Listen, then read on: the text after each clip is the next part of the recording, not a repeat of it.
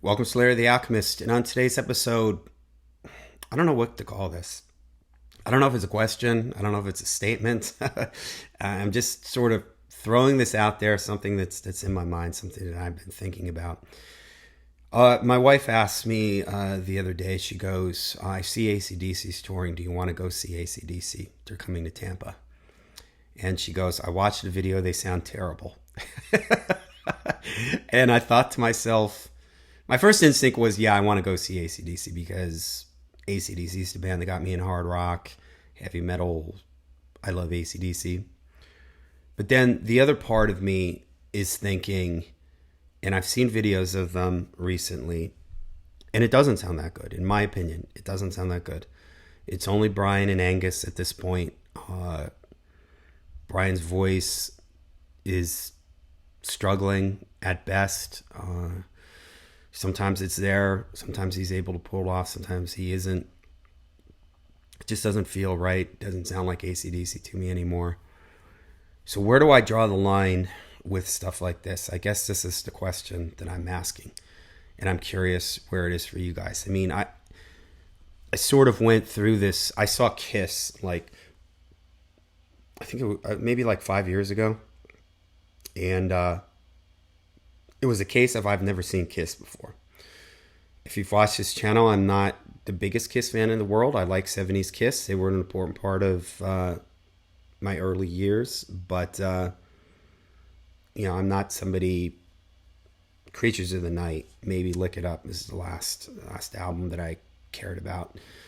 But I thought, hey, I gotta say, at least I saw Kiss once in my life. And I got there, and it was just the whole time when, was Paul Stanley really singing?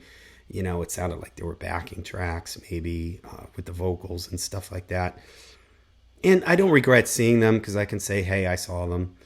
But there does reach a point, and I'm kind of sitting here with AC/DC thinking the same thing. Like, do I want to go? Do I take the mindset of like, this is probably the last time they're going to tour? Yeah, of course they don't sound like they did in 1980 because these guys are 40 years older, time, age. I shouldn't walk into it expecting them to sound like they did in the 80s. And I'm going to make a separate video on this of like, what are our expectations for seeing live? You know what I'm going to call it? That's what I'm going to call this video. What are my expectations for when I see a live band? What are your expectations for when you see one of these legacy classic bands? Are you just happy that they're on a stage and playing? Or is that, are you just happy that's good enough for you? And hey, I respect that. If that's good enough for you, fantastic. Where does the line get drawn? Is it with backing tracks?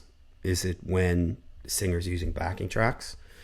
I saw Wasp recently, and it's obvious that not all the songs, but it was obvious the background vocals were backing tracks. And there were a couple songs, even through the set, where it seemed like the lead vocals were backing tracks. And there was a guy in the crowd, I didn't know him. We just started talking before it, and we were talking about the whole backing track thing. And there were a couple times in the show where both of us turned around and just looked at each other and went, yeah, this is tracks, So where do you draw the line with this stuff? How about these bands that are out there and they've got little or maybe no original members anymore? Foreigner, Quiet Riot. Is that the line in the sand that you draw? Is it when these artists just can't perform anymore? Don Dokken, we've talked about his voice on the channel. I love the last Dokken record, but live, he's kind of a mess. He really, really struggles live. Brian Johnson, let's go back to AC/DC.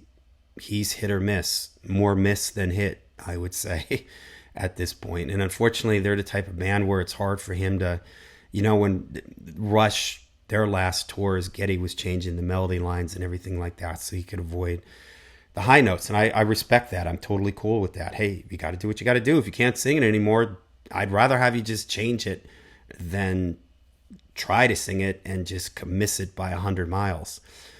But again, I'm sitting here with AC/DC, and there's a whole bunch of factors with AC/DC. It's The how many members left in the band does there need to be for you to still consider it the band? I've done videos related to that topic. When is the band not that band anymore? I mean, this is, I think it was discussing Pantera.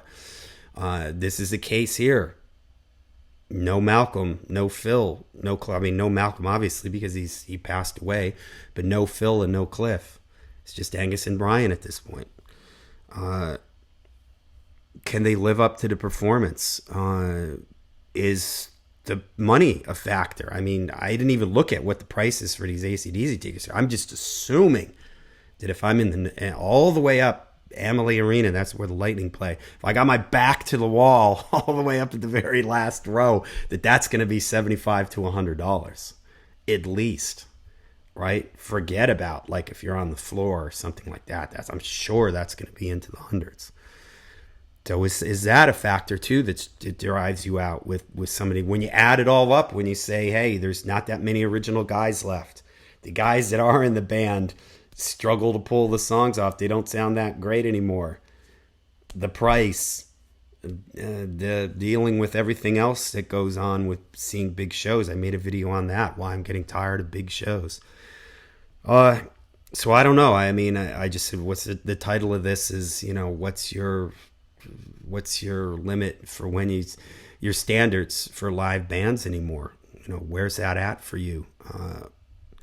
And with AC/DC, I'm seriously sitting here thinking, do I want to go and pay the money and then feel disappointed, feel more sad, like looking at them going, oh my gosh, like, whew, this is, these guys just, they can't pull it off anymore, making me feel bad, almost walking out feeling bad. I'm not blaming the bands either, because whenever I do videos on topics like this, people come at me, they can do whatever they want to do. You're absolutely right. They can do whatever they want to do.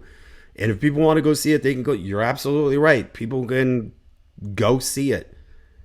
But the problem, and I've talked about this in those other videos, the problem is that there's people out there who aren't as deep into this stuff as we are, who don't follow this stuff the way that we do. The example that I use is when my last job, there were always people, they knew I was into heavy metal and hard rock, people roughly around my age. All they ever did was watch MTV. They've got a couple greatest hits. They own Appetite for Destruction on CD. They know the hits. That's as far as they go. Radio, MTV, they stopped listening in the early 90s. That's all they know from these bands. And they say, hey, I went to see blank. I went to see Quiet Riot at our local casino. And I wasn't sure if I was in the right place. Is that the band? I thought that, or I went to see Dawkins and I couldn't believe it sounded like that. Or I went to see Bobby Blotzer's Rat at the local fair. And who were those people on stage? They don't understand. They don't know that the band is broken up and gotten back together and broken up again. And they're in the middle of lawsuits and that the band has been doing this for the last 20 years. They think like, oh, Rat, it's going to be the band that I saw in the Lay It Down video. They don't know. So when people say, yeah, and I totally agree, the band can do whatever they want to do. And if people want to go see this, God bless them. Good for you. If you have fun, that's what it's all about, right? But I'm just sitting here myself personally thinking about the standards that I have for live. And hey, I'm not unrealistic. I'm not going to go, I'm expecting them to sound like they did on the Back in Black tour. No, I get it. People are older. Things change. But I do have a certain standard. Even Ronnie James Dio, his voice changed. The tone of his voice changed as he got older. I mentioned Rush already. Deep Purple. I saw Deep Purple. I think I did a video on Deep Purple, the Deep Purple show that I went to. And Ian Gillan certainly can't come anywhere near those. He doesn't even try. He doesn't even do those screams anymore. And I'm okay with that. That's perfectly fine because still, yeah, it's not Deep Purple circa made in Japan, but they've adjusted and it still sounds good for where they are at this point in their career. And so, I don't know. I've got to really think about this with AC/DC. I'm curious with you guys. Where's your standards? Where do you draw the line with live shows? How do you handle these legacy bands when they come around? Are you You just go because, hey, you're a fan and you support that band? Or do you have to sit back like me, and are you kind of thinking about some of these things in your head with your judgment for whether you want to go to these shows or not? Let me know in the comments down below. Till we see you again, make sure you rock hard, hard free.